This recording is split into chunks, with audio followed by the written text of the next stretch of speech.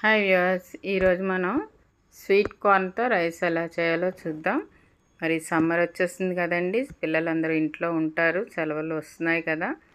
So మరి రోజు బాక్స్లో అన్నం తిని తిని వాళ్ళకి విసుగు అనిపిస్తుంది కదా.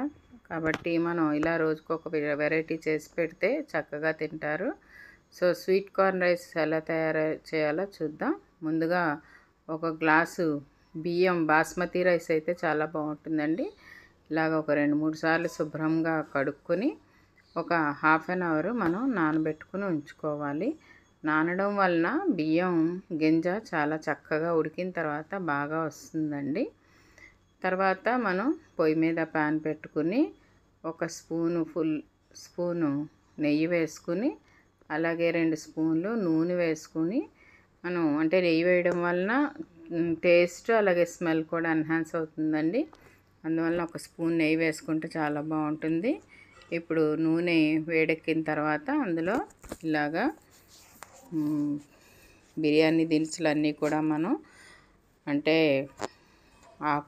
బిర్యానీ ఆకు, అలాగే అనాస పువ్వు, అలాగే యాలకులు, లవంగాలు, దాల్చిన చెక్క వేసుకుని కొద్దిగా వేగిన తర్వాత ఉల్లిపాయ ముక్కలు సన్నగా కోసుకుని ఉల్లిపాయ ముక్కలు, అలాగే పచ్చిమిరపకాయలు, ఒక 2 పచ్చిమిరపకాయలు వేసానండి. మళ్ళీ ఇందులో మనం కొద్దిగా కారం, అలాగే మసాలా దినుసులు, అల్లం వెల్లుల్లి అన్నీ వేస్తాం కదా.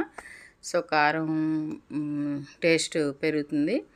అందువలన ఇదిగోండి అల్లం వెల్లుల్లి పేస్టు ఇవి కూడా వేసి బాగా వేగనివ్వాలి. అంటే అల్లం వెల్లుల్లి పచ్చివాసన పోయేంత వరకు వేగనిచ్చి తర్వాత ఇందులో కొద్దిగా కారం నేను ఒక హాఫ్ స్పూన్ వేసానండి. మీరైతే ఒక ఫుల్ స్పూన్ వేసుకోవచ్చు, కారం తక్కువ తింటాం కాబట్టి మేము తక్కువ వేసాను నేను. సో ఒక స్పూను కారం, అలాగే ఒక స్పూను ఉప్పు, అంటే రుచికి సరిపడా వేసుకోవాలండి ఉప్పు వేసుకుని ఇవి కూడా బాగా వేగనిచ్చి తర్వాత మనం ముందుగా రెడీ చేసి పెట్టుకున్న స్వీట్ కార్న్, అంటే స్వీట్ కార్న్ ఇప్పుడు పచ్చి వస్తున్నాయండి, అవి ఇలా ఒలుచుకుని మనం పెట్టుకుంటే ఫ్రెష్గా ఉంటాయి అన్నమాట. అంటే మనకి ఈ మార్ట్లో వాటిలో దొరుకుతుంటాయి కానీ అవి కొంచెం నిల్వ ఉన్నవి. బట్ ఇవైతే ఫ్రెష్గా మనకి పొత్తులు దొరుకుతున్నాయి కదండి, ఇప్పుడు చక్కగా మనకు బాగా వస్తున్నాయి పొత్తులు. సో ఆ పొత్తు ఒకటి తెచ్చుకుని అందులో ఒక హాఫే వేసానండి నేను. ఇది చిన్న గ్లాసే కాబట్టి నేను చేసేది ఒక ఫుల్ గ్లాస్, పెద్ద గ్లాస్తో చేసుకునేలా ఉంటే ఒక ఫుల్ పొత్తు గింజలు వేసుకోవచ్చండి. వేసుకుని ఇలాగా ఫ్రై చేసుకోవాలన్నమాట. స్వీట్ కార్న్ చాలా టేస్టీగా ఉంటుందండి, పిల్లలు చాలా ఇష్టంగా తింటారు. సో తర్వాత మనం ఇది ఈ ప్రాసెస్ చేసేలోపు మనం ముందుగా అన్నం కడిగి పెట్టుకున్నాం కదా, అది ఇలా ఉడికించుకుని, చూసారా అన్నం గింజ ఎంత పొడవుగా ఉడికిన తర్వాత ఎంత బాగా కనబడుతుందో. సో ఇలాగా మనం ఆ అన్నం ఇందులో వేసి కలిపేసుకోవాలన్నమాట. అంతేనండి, చాలా ఫాస్ట్గా అయిపోతుంది, చాలా టేస్టీగా ఉంటుంది, చిన్నపిల్లలకి చాలా నచ్చుతుంది ఇది. మరి పిల్లలకి తప్పకుండా చేసి పెట్టండి. అలాగే హెల్దీ ఫుడ్ కూడా. మరి మీకు తెలుసు మొక్కజొన్నలో ఫైబర్ కంటెంట్ ఉంటుంది. ఫైబర్ కంటెంట్ ఉంటే మనకు ఆరోగ్యానికి కాన్స్టిపేషన్ అది రాకుండా ఉండడానికి చాలా బాగుంటుంది. సో ఇప్పుడు మనం పైన కొద్దిగా కొత్తిమీర ఇలా చల్లుకుంటే tasty sweet corn rice ready అయిపోయిందండి. మరి ఇందులోకి సైడ్ డిష్ కింద మనం రైతాను చేసుకుంటే బాగుంటుంది. సో ఆనియన్ రైతా ఎలా చేయాలో చూద్దాం.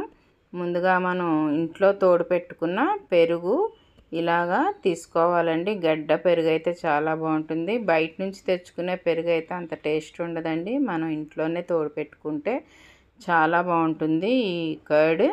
సో ఇలాగా మనకు కావాల్సినంత కర్డ్ తీసుకుని అది చక్కగా, అంటే ఇలా చిక్కగా ఉంటేనే బాగుంటుందండి. ఇందులో నేను చాలా వరకు చూశాను, ఇందులో నీళ్లు వేసి పల్చగా చేసుకుంటారు, బట్ చిక్కగా ఉంటే రైతా చాలా టేస్టీగా ఉంటుందన్నమాట.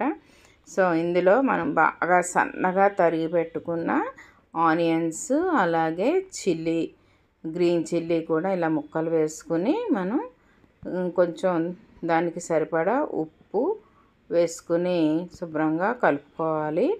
తర్వాత ఏమో ఇందులోకి పైన మనం వేసుకోవడానికి కొద్దిగా కొత్తిమీర, అలాగే కొద్దిగా